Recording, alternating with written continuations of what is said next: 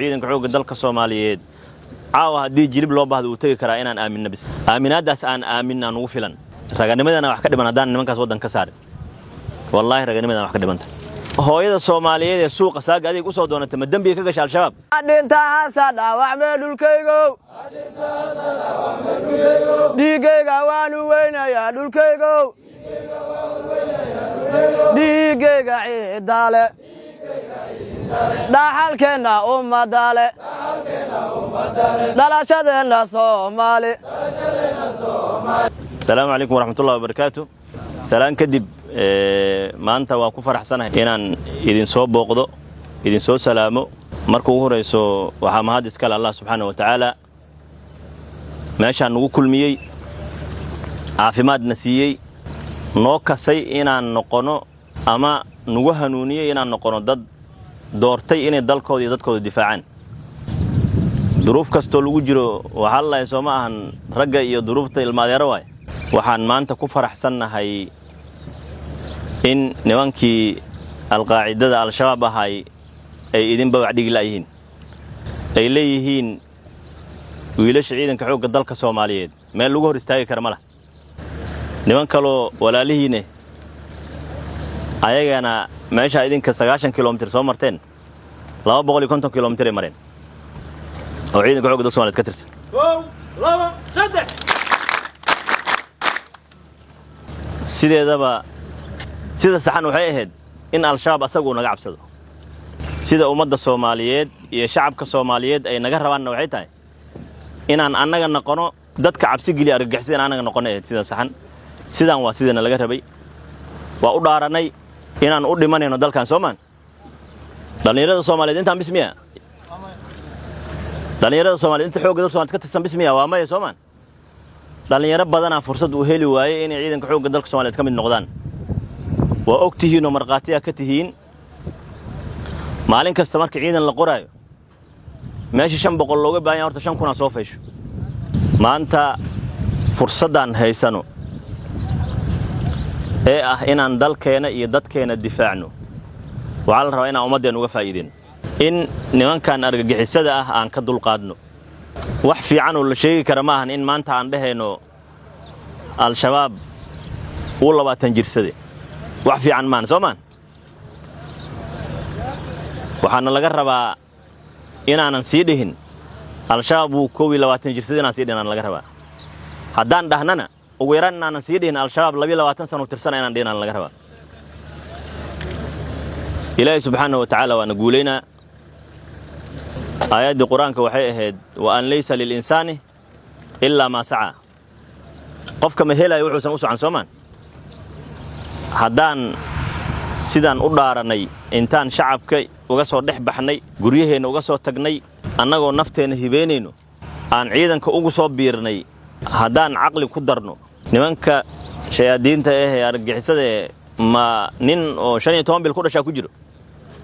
9 bilood ku dhalan ku wada dhasheen Soomaan ma nin naga xaniye badan ku jiro waa maye kaliya waxay rabaan intaan hadda hayno meel kasto aan dhahayna meeshaas wax laga cabsanayo ma jiro ciidanka xoogga dalka Soomaaliyeed caawa hadii jilib loo baahdo uu tagi karaa inaan aaminno bis aaminaadaas aan aaminaan ugu filan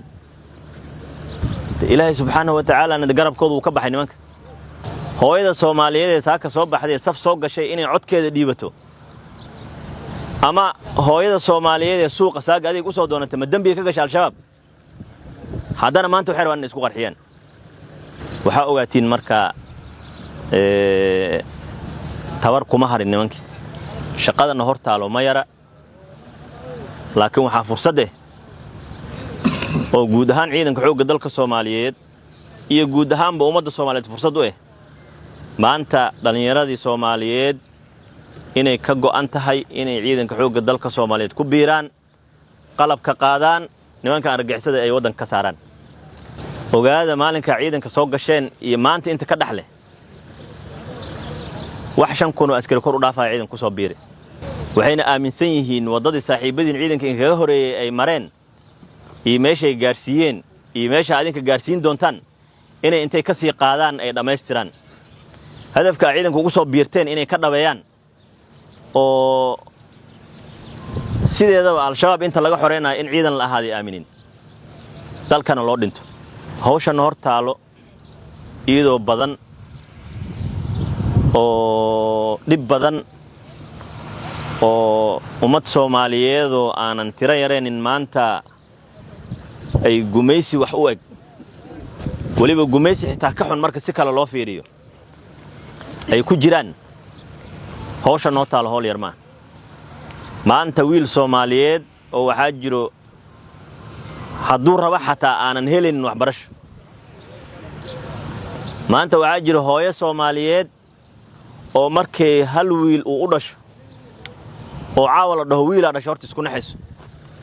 waxayna isugu naxay markuu 10 sano gaaro inta loo imaado waxa la leeyahay doona wiilkaaga keen maanta waxa jiro aabba Soomaaliyeed oo ka walwashan cunugiisa markuu 10 sano saas u soo gaarayo oo isdhahayo wiilkaaga uma inta la qaado ummadda Soomaaliyeed lagu dhibaa xaqna ma ahan in maanta qof Soomaaliyeed uu ku nool yahay inuu ka walwalo mustaqbalka wiilkiisa inuu ka walwalo raganimadana wax ka dhiman hadaan nimankaas wadan ka saarin wallahi raganimadana wax ka dhimanta fursadaha jiro iyo maanta shacabka Soomaaliyeed inuu ku faraxsan yahay ciidanka xoogga dalka Soomaaliyeed shaqada iyo hawsha ay u haayaan waxaan rajaynaynaa hadduu Ilaahay idmo maanta jawhar la joogaahe bari ummadan ka hadleen oo dhibaatada ku jirto annagoo la joogno ayagana ay dareemayaan nabadgelyo ay dareemayaan mustaqbal ifaayo ay helayaan waxbarasho aynan ilmahooda aynan ka walwaleelin inta laga wata ayaga lagu soo dhibaateen doon markale